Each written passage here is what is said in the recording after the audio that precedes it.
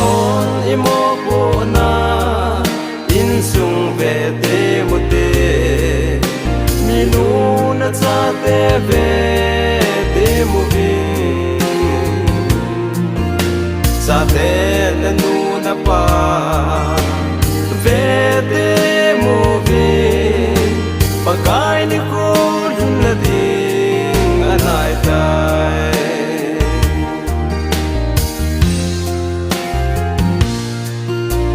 Haleni ko kikel sota ni le tha le a si han zo kan ning til sem hon apung do kam ta pakai ni ko hung dun na ding ni Pate hon imo po na in sung ve te mu te mi nu na cha te ve te mu vi sa te na nu na pa ve te mu vi pakai ni ko lun la ding anai tai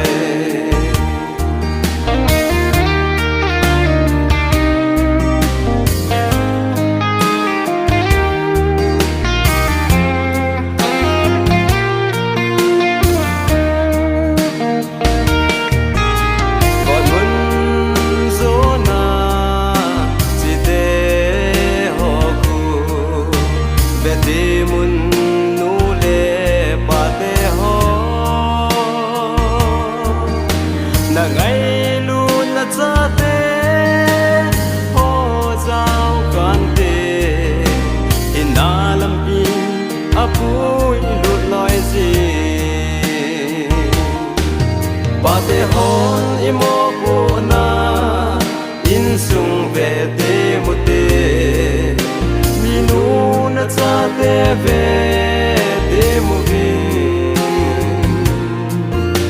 sa te na nu na pa ve